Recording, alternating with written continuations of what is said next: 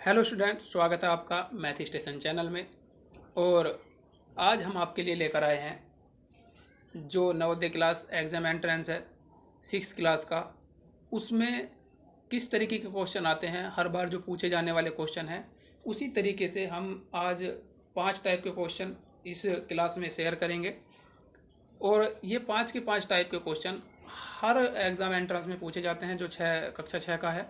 हर set में आप उठाकर देख सकते हो, चाहे वो किसी भी क्लास का हो, 21 का, 20 का, 19, 18, सभी में इस तरीके का सवाल मिलेगा ही मिलेगा। तो आपको इस तरीके के सवाल को एग्ज़ाम से पहले पढ़ के जाना है। 100% श्योर है कि इस तरीके का सवाल आएगा ही आएगा। और मैंने 5 तरह के क्वेश्चन रखे हैं इस वीडियो में, तो आपको इन्हीं 5 तरह के क्वेश्चनों को पढ़ना है, क्योंकि ये आएंगे। बस अगर थोड़ा बहुत फ़र्क हुआ तो फ़र्क इतना होगा कि इनकी नंबरिंग बदल दी जाएगी, बाकी क्वेश्चन में कोई भी फेरबदल नहीं होगा। तो आपको इन्हें सही तरीके से पढ़ना है और आपको अपनी तैयारी मजबूत करनी है। बच्चों, अगर अभी तक आपने हमारे चैनल को सब्सक्राइब नहीं किया है तो आप हमारे चैनल को सब्सक्राइब कर दें, साथ ही साथ बेल आइकन भी दबा दें, क्योंकि इस तरीके की जो भी क्लास की वीडियो अपडेट है वो आपको मिलती रहेगी। और वीडियो को लाइक और शेयर ज़रूर करें। तो चलिए हम अब पहले क्वेश्चन की तरफ चलते हैं, किस तरीके के क्वेश्चन आएंगे और किस तरीके से आपको इसे हल करना है। तो पहले क्वेश्चन में लिखा है 12 मीटर गुना 10 मीटर माप के एक होल के फर्श को ढकने के लिए 10 सेंटीमीटर गुना 8 सेंटीमीटर के कितने आयताकार स्लैब की आवश्यकता होगी। तो इस तरीके के क्वेश्चन को कैसे हल करना है वो मैं आपको बता दूं। इसका बेहद ही आसान तरीका है। जब भी आपसे आयताकार स्लैब या ईंट या पत्थर के बारे में पूछे तो आपको करना क्या है कि जो बड़े कमरे की माप दी हुई है, जैसे 12 गुना 10 मीटर के होल की माप दी हुई है और फिर एक ईंट की माप दी हुई है। चलिए मैं पहले से थोड़ा बना के बता देता हूँ आपको। मान लेते हैं ये एक आयताकार होल है और इसमें स्लैब इस तरीके से लगे हुए हैं। अब ये स्लैब छोटे छोटे हैं और स्लैब से हमें इसे ढकना है और इसकी माप भी दी हुई है। जो पूरा बड़ा आयताकार होल है तो इसकी माप, एक तो हम बात करें, ये 12 मीटर हो जाएगी और ये 10 मीटर। ये होल की माप है जो उसकी लंबाई चौड़ाई है। और स्लैब के अंदर भी ऐसे ही 10 गुना 8 सेंटीमीटर की माप के स्लैब लगे हैं। तो आपको इस तरीके के सवालों में करना क्या है, बहुत ही आसान तरीके से समझेंगे। किसी भी चीज़ की जल्दी नहीं है। तो आपको सबसे पहले सॉल्यूशन करके बताते हैं आपको।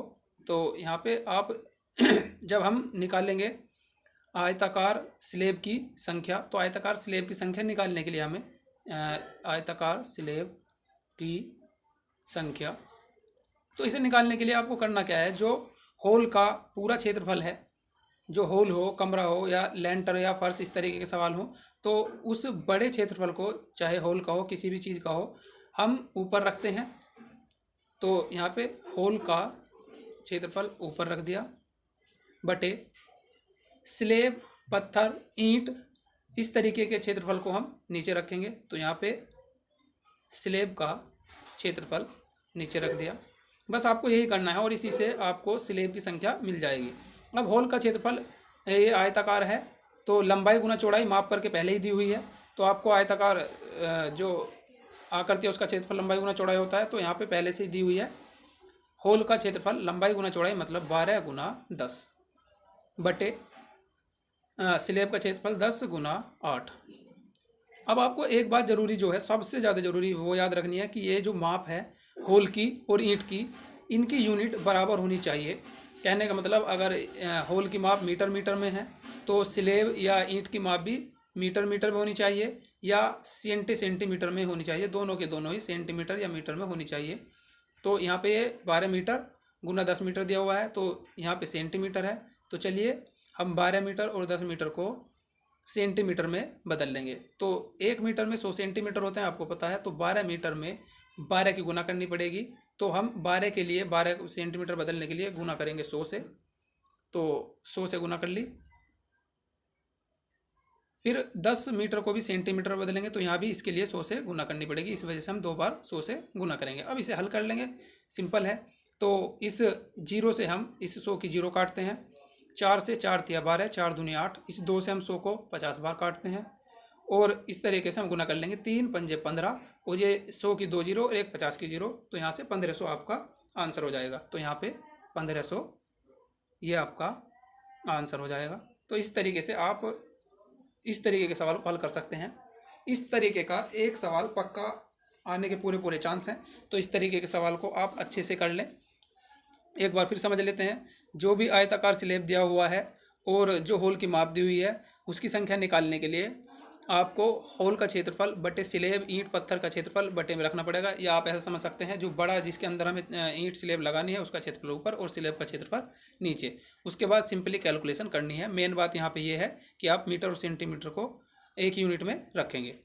अब चलिए दूसरे सवाल पे। इस तरीके का सवाल भी आपको देखने को मिलेगा, चाहे वो अंडों का हो या आपकी टंकी वाला हो, इस तरीके की धारिता वाला सवाल हो, तो ये सवाल भी आपको देखने को मिलेगा। ठीक है, तो चलिए पढ़ लेते हैं इसे। यहाँ पे लिखा हुआ है एक बॉक्स में 500 अंडे हैं, उनमें से 3/25 टूट गए हैं और शेष में से 4/5 भाग बिक गया है। बचे हुए अंडों की संख्या बतानी है। तो इस तरीके के सवाल में आपको जो दिया हुआ है पहले उसे लिखते हैं। तो एक बॉक्स में 500 अंडे हैं, तो यहाँ पे हम लिखते हैं सॉल्यूशन या आंसर। वो या ऐसे कर देते हैं, कुल अंडे बराबर 500। ठीक है, ये कुल अंडे दिए हुए हैं। इस तरीके का सवाल आएगा, ध्यान से पढ़ना। अब यहाँ से कह रहा है कि कुछ अंडे टूट गए, तो टूटे हुए अंडे बराबर, जो अंडे टूटे हैं 500 का 3/25 भाग टूटे हैं, तो 500 का 3/25।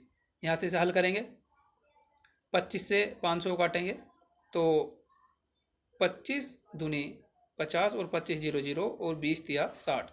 तो यहाँ से टूटे हुए अंडों की संख्या 60 आ जाएगी।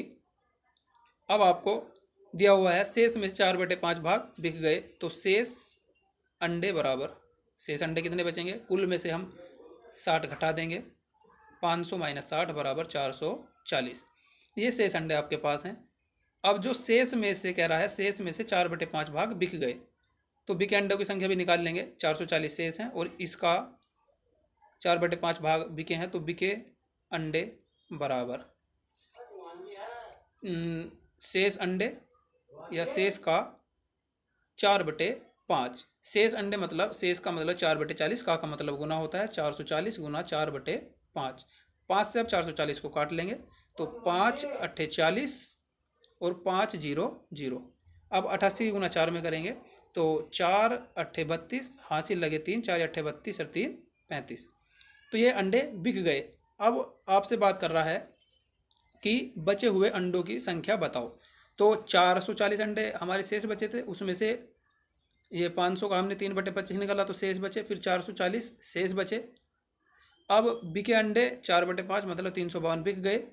तो अब शेष अंडों में से बिके अंडों को माइनस कर देंगे, तो बचे हुए अंडे आएंगे। तो लिखेंगे बचे हुए अंडे बराबर 440 शेष थे क्योंकि 60 तो टूट गए, माइनस 352।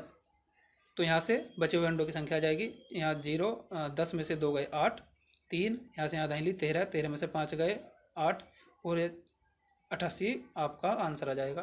तो इस तरीके का आपने सवाल देखा भी अभी, इस तरीके का सवाल भी आएगा, तो आपको इस तरीके के सवाल को भी आसानी से हल कर सकते हैं। मतलब आप अगर अच्छे से पढ़ेंगे तो ठीक हो जाएगा। एक बार फिर समझते हैं। यहाँ से 60 जो बचे हुए अंडे आए थे, उसके बाद शेष अंडे 440 आए, फिर 440 मतलब 500 में 60 टूट गए तो 440 आए, फिर हमने निकाल लिया बिके अंडे, तो शेष का 4/5 352 आया। फिर बचे हुए अंडे को हम 400 में से 352 घटा के 88 आंसर हमारा आ जाएगा। इस तरीके से आपके अंडों की संख्या आ जाएगी। उसके बाद बात करेंगे क्वेश्चन नंबर 3 की। क्वेश्चन नंबर 3 सिंप्लीफिकेशन या सरलीकरण चैप्टर से है। इस तरह के 3 या 4, 2 तो मिनिमम है ही क्वेश्चन आएंगे। और इस तरह के क्वेश्चन को हल करने के लिए आपको बोर्ड मास जो रूल होता है उसकी ज़रूरत पड़ेगी। तो सबसे पहले आपको बोर्ड मास सीखना ज़रूरी है। अगर आपको बोर्ड मास नहीं आता तो आप हमारे वीडियो के डिस्क्रिप्शन में से बोर्ड मास को देख सकते हैं। मैंने बोर्ड मास का लिंक वीडियो में डाल दिया है, वहाँ से आप पहले बोर्ड मास को देख लें। उसके बाद आपको 3 या 4 सवाल आसानी से करने मतलब मदद मिल जाएगी। तो इस तरीके का सवाल सिंप्लीफिकेशन का 3-4 सवाल आएंगे, तो बोर्ड मास के हिसाब से हल करेंगे। अगर नहीं आता तो आप वहाँ से देख लेंगे, मैं आपको यहाँ पे हल करके बताता हूँ फिलहाल, तो आप बोर्ड मास को भी वहाँ से देख लें। तो यहाँ पे सवाल 3/8 भाग 5/3 - 1/6 प्लस 5/8 का मान बताना है। तो इस तरीके के सवाल को कैसे करना है वो देखते हैं। तो बोर्ड मास मतलब सबसे पहले हम ब्रैकेट को हल करेंगे इसमें, वो आप बोर्ड मास में देख सकते हैं। भाग, तो ब्रैकेट यहाँ पे है 5/3, यहाँ से हमने एलसीएम लिया 6 आया, 3 से 6 को भाग देंगे, 2 बार कटेगा, 2 की गुना अंश में करेंगे तो 5 दूनी 10, माइनस 6 से एक बार ही कटेगा तो 6 1 ऐसे ही आ जाएगा, फिर प्लस 5/8 ऐसे ही लिख देंगे। एक एक स्टेप को हल करेंगे जिससे गड़बड़ ना हो। 3/8 भाग 10 में से 1 जाएगा तो 9 बचेगा, तो 9/6 हो जाएगा, प्लस 5/8। अब आपको करना क्या है, ये जो भाग का निशान है, या तो आप 3/8 के भाग में 9/6 को ले जाए, या 3/8 ऐसे ही रखें और इस भाग का गुना बना दें और अगली वाली संख्या को पलट के लिख दें 6/9। ये जो 9/6 है इसे लिख सकते हैं हम 6/9, ठीक है। या आप इसे भाग में भी ले जा सकते हैं, प्लस 5/8। अब 3 तिया 9 और 3 से ये कट जाएगा, 2 से 2 तिया 6 और 2 चौका 8। चलिए अब आगे देखते हैं यहाँ पे। तो यहाँ बचा 3/4 तिया 12 प्लस 5/8। अब यहाँ से भी आपको करना क्या है, 12 और 8 का एलसीएम लेना है। तो 12 और 8 का एलसीएम आएगा 24। तो यहाँ से 12 दूनी 24, 2 की गुना पर करेंगे 2 तिया 6, प्लस 8 तिया 24 और 3 पंजे 15। तो 6 और 15 21 हो जाएंगे बटे 24। अगर ये आप किसी से कटता है तो काट देंगे, वरना यहीं पे आपका आंसर हो जाता है। तो 3 सत्ते 21, 3 अट्ठे 24, 7/8 ये आपका आंसर हो गया। तो बच्चों मैंने आपको बताया कि इस तरह के सवाल कैसे होंगे। बोर्ड मास की ज़रूरत पड़ेगी, एलसीएम तो आपको आता ही होगा क्योंकि आप अब 6th क्लास का एंट्रेंस एग्जाम देने जा रहे हैं, तो ये आपके लिए अब छोटी बात हो जाती है। तो आपको बोर्ड मास सीखना है तो आप वीडियो के डिस्क्रिप्शन में से देख सकते हैं। तो चलिए अब क्वेश्चन नंबर 4 पे चलते हैं। यह क्वेश्चन नंबर 4 साधारण ब्याज वाले चैप्टर का है। यहाँ से भी एक क्वेश्चन आपको जरूर देखने को मिलेगा, इस तरीके का क्वेश्चन आपको मिल सकता है, तो आप इसे भी ध्यान से देखें। तो चलिए पढ़ते हैं इसमें क्या है। कितने समय में 1200 रुपये 1800 रुपये हो जाएंगे यदि साधारण ब्याज की दर 5 प्रति वर्ष हो। तो यहाँ पे इस तरह के सवालों में जो हमें दिया हुआ है सिंपली उसे लिखते हैं। तो यहाँ पे दिया हुआ है मूलधन, जो हमारा पहला अमाउंट होता है, पहला जो धन होता है मूलधन, और बाद में जो जुड़ के ब्याज सहित आता है उसे कहते हैं मिश्र धन। तो 1200 रुपये चूँकि हमने शुरू में ही दिए हैं किसी को तो वो मूलधन हुआ, और उसके बाद ब्याज सहित जुड़ने के बाद जो मिला वो मिश्र धन हुआ। तो मूलधन आपका 1200 है और यहाँ पे मिश्र धन दिया हुआ है 1800 रुपये। अब आप मूलधन को P लिख सकते हैं, प्रिंसिपल, और मिश्र धन को अमाउंट लिख सकते हैं। आप ऐसे भी कर सकते हैं।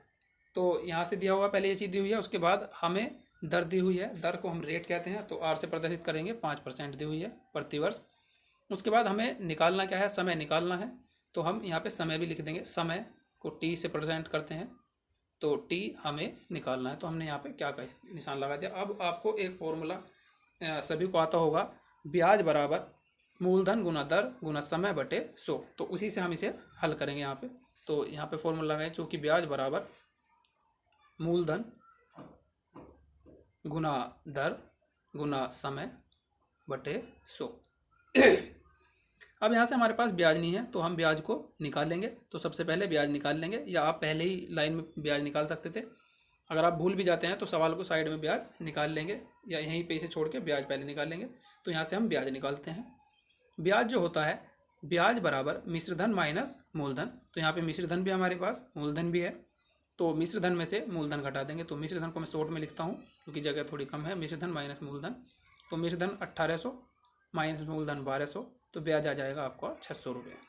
ठीक है, अब ब्याज को यहाँ पे रख देंगे और यहाँ से ब्याज पता चलेगा हमें, मूलधन पता है, दर पता है, समय पता चल जाएगी। तो ब्याज हमारा 600, मूलधन आपका 1200 रुपये, दर आपकी 5% और समय हमें निकालना है। तो समय को T लिख दिया बटे 100, 2 जीरो से 2 जीरो काट दी। उसके बाद 600 ऐसे ही है, 12 पंजे 60 गुना T। अब T का मान निकालना है तो हम इसे पलट कर लिख लेंगे, 60T बराबर 600। T बराबर यहाँ से 60 को मल्टीप्लाई से उधर डिवाइड में करेंगे, 600 बटे 60, जीरो से जीरो काट दी और 6 दाई 60, तो T बराबर 10 वर्ष आपका आंसर हो जाएगा। तो आप ब्याज के सवाल को इस तरीके से मतलब हल कर सकते हैं, और आपको सही तरीके से पढ़ना है। ब्याज का सवाल पक्का आएगा। ये जितने भी सवाल हैं किसी न किसी वर्ष में आए हुए हैं, तो आप इन्हें अच्छे से कर ले। इस टाइप के सवाल 100% आपको देखने को मिलेंगे ही मिलेंगे। ऐसी कोई भी कंडीशन नहीं है कि इस तरह के सवाल नहीं आएंगे, आपको ज़रूर देखने को मिलेंगे। तो आप अपने इन सवालों को अच्छे से कर ले, इस टाइप के ज़रूर सवाल आएंगे। हो सकता है इन्हीं में से कोई सा आ जाए, क्योंकि ये भी पिछले वर्षों में आए हुए हैं, तो अक्सर पिछले वर्षों के सवाल रिपीट हो जाते हैं। तो चलिए क्वेश्चन नंबर 5 देखते हैं। तो यहाँ से हम 4.5 घंटे यात्रा करने के पश्चात अपने गंतव्य स्थान पर 2:45 बजे पहुँचे। हमने यात्रा कब शुरू की? इस तरीके के सवालों को हल करने के लिए कैसे करेंगे, तो इसका मैं सॉल्यूशन करके बता देता हूँ आपको। मैं एक आपको सिंपल सी बात बताता हूँ कि आप कहीं पर भी जा रहे हैं, मान लिया आप अपने स्थान से अपने स्कूल में जा रहे हैं, और वहाँ की जो आप वहाँ सुबह के चलिए पहले मैं लिख लेता हूँ क्या दिया हुआ है।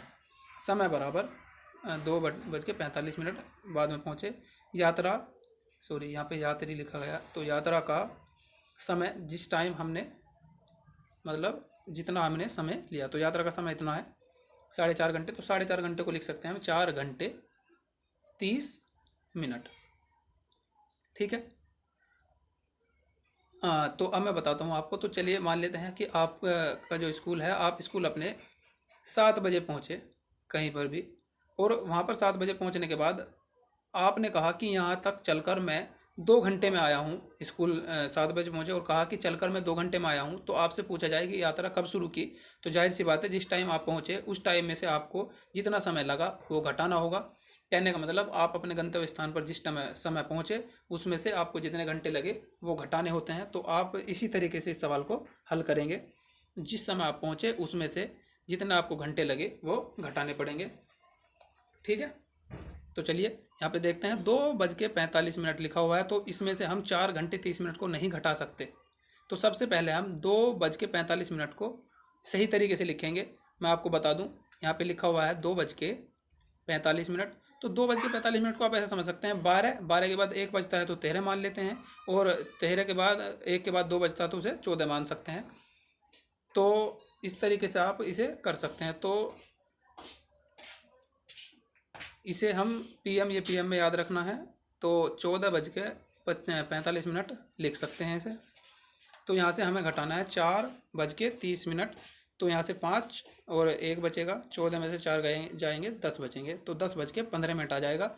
और ये 2 बजे या 2:45 बजे PM था, तो अब ये AM बन जाएगा। इस बात का खास कर ध्यान रखना है, क्या PM है क्या AM है। इससे भी आपको दोनों ऑप्शन मिल सकते हैं, तो यहाँ से आप गलत कर सकते हो सवाल को। तो इस तरीके से आपको ध्यान रखना है। 2:45 है यहाँ पे।